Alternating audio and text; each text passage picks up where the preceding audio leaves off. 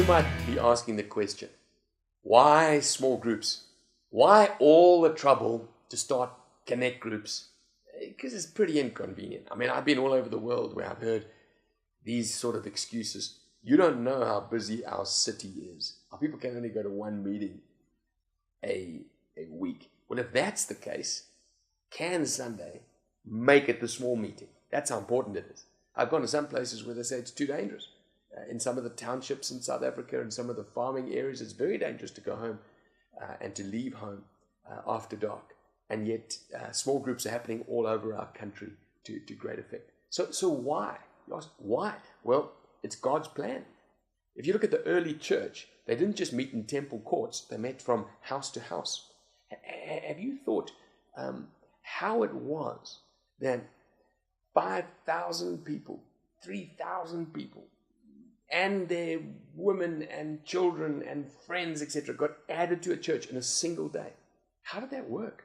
How did the church keep its values and keep its sense of family, so much so that there were no needy among them, that they gave their gifts to each other, that they devoted themselves to fellowship and to breaking of bread? How did that work if there were just like 10,000 people in a big building? It didn't work like that.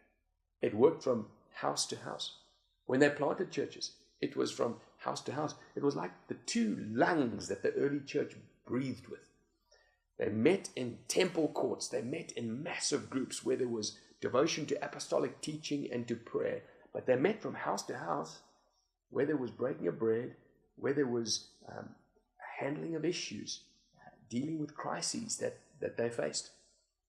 And so when you get into a connect group, this is what happens, is that people get a sense of belonging. Remember when Lydia got saved, the woman who dealt with purple cloth? She said this to Paul and his companions: if you consider me a believer, come home to my house. And so she hosted meetings in her home. And this is what she said: if you consider me a believer, if you consider me part of you, then you come back to my place. So in other words, when we do faith in each other's homes, there is a sense of family, of getting together. There's a handling of crises. Where do you handle a crisis? If you're sitting there quietly with 10,000 people around you, who knows the issues you're going through? Remember in Acts chapter 12, when the disciples were buttoned down, Peter was in jail, James had lost his head. Where were they? They were at Mary's house. That's where they were. I tell you what else happens in small groups, in houses and connect groups, is that gifting is developed. Remember the house of Mary, Martha, and Lazarus? Jesus loved to go to that house.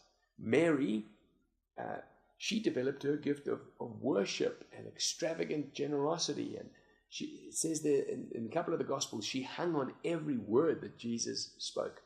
Lazarus exercised his gift of being a friend. He was a relational colossus. Jesus knew when he came to that house, that gift was being exercised. And then, of course, there was Martha, who owned the joint, who got the logistics going, who was administratively inclined. So what am I saying? I'm saying giftings develop in the smaller grouping. They prayed from house to house. So essentially, the reason why we have connect groups is that our connectedness, our relationships, our values, our ministries can be authentically worked out far more so than if you in massive congregations and big buildings. What you find is that if a church doesn't develop small groups, and it's insistent on being authentic in its faith, it'll never grow more than 150. There are many anthropological studies that say that when people are in groups of bigger than 150, they feel like it's become administrative, no longer family. They're lost in the numbers. That's an anthropological discovery. And so churches, of course, can get a lot bigger if they are not using small groups, but then they're not really, they're just preaching halls. They're just a guy with a great gift calling a massive crowd together. But if you're wanting to live out New Testament Christianity, you've got to be able to do that in small groups as well as your big crowds.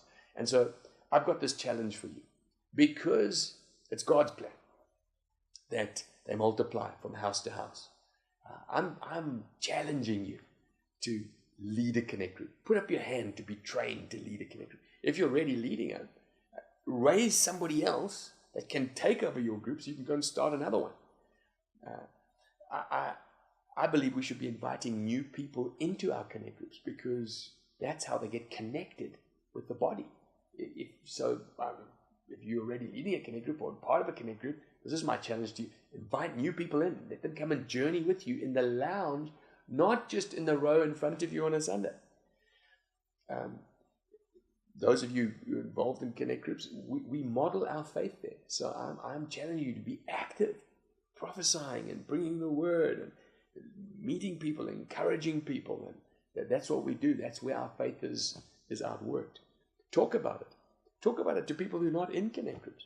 I spoke to a guy the other day who said, I don't go to connect groups because I only want to listen to good preachers. So I said to him, well, your understanding of connect groups is really wrong. It's not a forum for some other dude to preach to you for half an hour. It's a place where we wrestle through the word together. We connect with God. That's why we call them connect groups. You connect with God, you connect with each other, and you connect with the Bible.